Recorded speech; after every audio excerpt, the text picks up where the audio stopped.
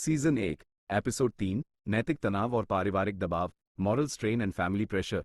इस एपिसोड में हम भावनात्मक ड्रामा और तनाव को बढ़ाते हैं। पारस का शांत स्वभाव अब अपनी सबसे बड़ी परीक्षा से गुजर रहा था। उसकी शॉप में रखे सामान की तरह उसका मन भी उलझा हुआ था। कीर्ति के साथ बिताया गया एक भी शांत पल उसे कृति के साथ काम में मिली प्रेरणा से ज्यादा जरूरी लगने लगता था, और फिर परी की याद उसे दोनों जटिलताओं से भागने को उकसाती थी। तनाव का पहला संकेत। एक दोपहर, पारस अपने खास दोस्त, जो कीर्ति का बहनोई भी है, के साथ चाय पी रहा था। दोस्त ने बात को घुमाकर कहा, यार पारस, तू और कीर्ति क्या जोड़ी है। तू शांत है, वो समझदार है, और हमारे परिवार में तो तू पहले से ही है। बस अब तू हाँ कर दे, तेरा इंतजार है। पारस का मुंह सूख गया।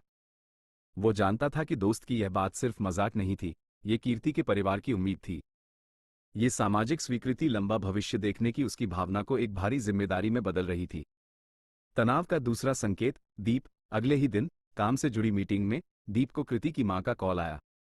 कृति की मां ने सीधे कहा, दीप, तुम और कृति काम को लेकर इतने एक जैसे हो।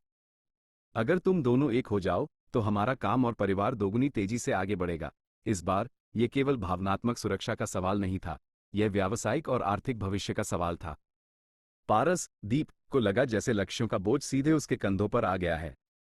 उसे लगा कि कृति के साथ जुड़ने का मतलब केवल प्यार नहीं, बल्कि एक साझा साम्राज्य बनाना है। अकेलापन और भ्रम। पारस अब घर आकर अकेला महसूस करने लगा।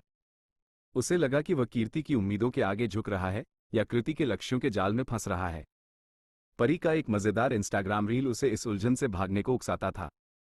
एक रात आईने में देखते हुए पारस ने अपनी हुडी, जो पारस की पहचान थी, को छुआ और फिर अपनी शॉप के काम की मेज, जो दीप की दुनिया थी, को देखा। उसने खुद से पूछा, तू किसे धोखा दे रहा है? जिसे तू चुन लेगा, क्या वो कभी तुझे पूरी तरह से माफ कर पाएगी?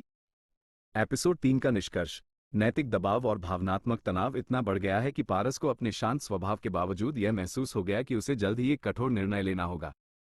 2-3 साल का इंतजार अब असंभव है।